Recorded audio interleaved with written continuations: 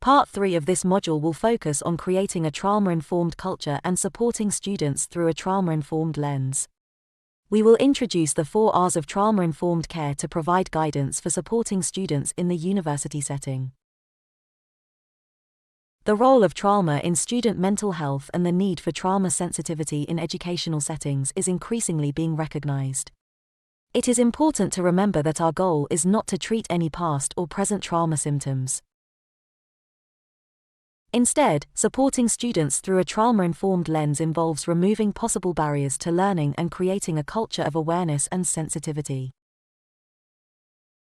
The Substance Abuse and Mental Health Services Administration recommends the 4 R's as 4 key assumptions to create a trauma-informed culture. Realize, recognize, respond, and resist re-traumatization. In brief, an organization that is trauma-informed realizes the widespread impact of trauma, recognizes the signs and symptoms of trauma, responds by integrating knowledge into policies and practices, and seeks to actively resist re-traumatization. A trauma-informed organization realizes the widespread impact of trauma and the potential pathways to recovery. Not everyone who experiences a traumatic event will develop post-traumatic stress disorder, but experiences of trauma are nonetheless more widespread than is commonly realized. In a survey of 433 university students in Hong Kong, 74% reported having at least one adverse childhood experience, or ACE. In other words, approximately 3 out of 4 university students had been exposed to an extremely stressful or potentially traumatic event before the age of 18. In fact, nearly 1 in 3 students reported having 3 or more ACEs. The most commonly reported ACE was physical abuse, followed by witnessing domestic violence, and parental death or separation. While trauma is pervasive among the student population, teachers and other university staff are also likely to have histories of childhood trauma. For example, our study found that 61% of Hong Kong adults had at least one ACE. In essence, every person that we meet is more likely than not to have experienced some significant difficulties growing up. Realizing the ubiquity of trauma means understanding that all of us can play a role in building and benefiting from a more compassionate and trauma-informed environment.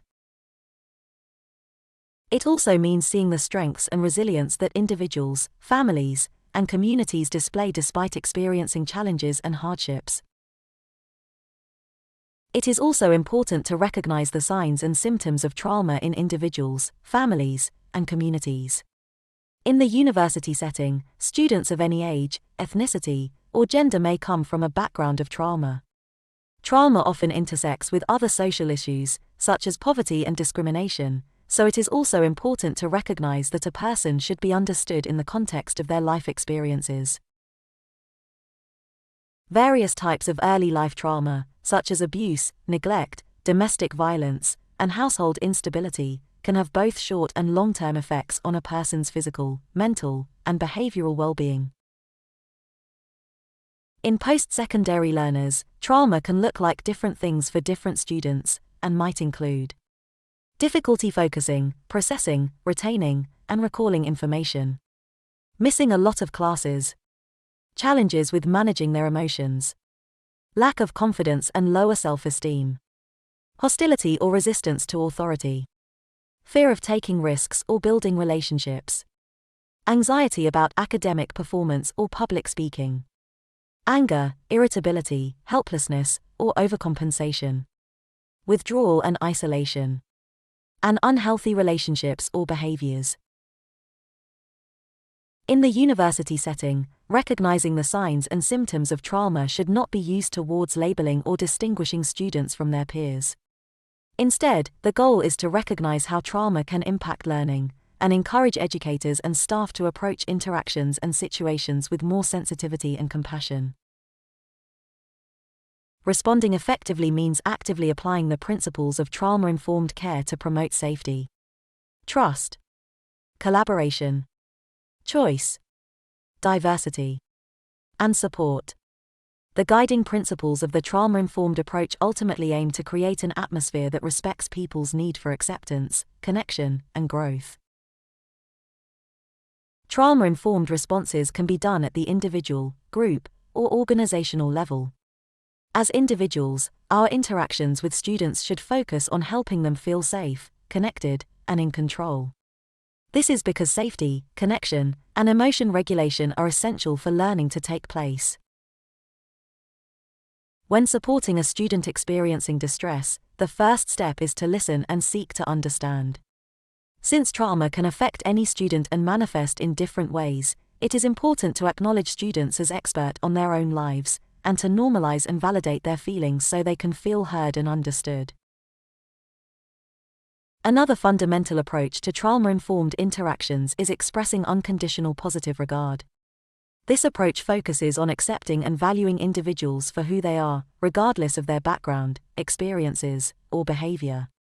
Identifying students' strengths, providing choice and options, soliciting their input, and maintaining consistent expectations, limits, and routines also empowers students and sends the message that they are worthy of continued support and attention.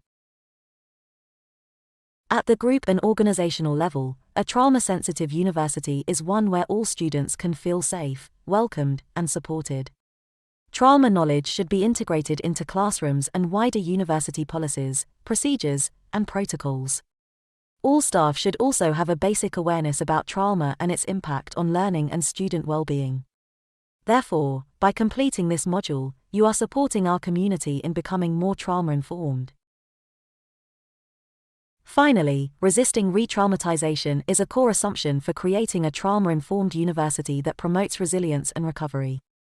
This involves being conscious of how interactions between people, systems, and the larger environment may inadvertently remind people of their traumatic experiences and cause them to experience unnecessary distress, and actively work towards avoiding or minimizing them. For example, educators can work towards reducing the likelihood of trauma triggers in the classroom. If course materials feature potentially triggering content, disclaimers or warnings can be made ahead of time so that students can prepare and feel empowered to make decisions for their safety and learning.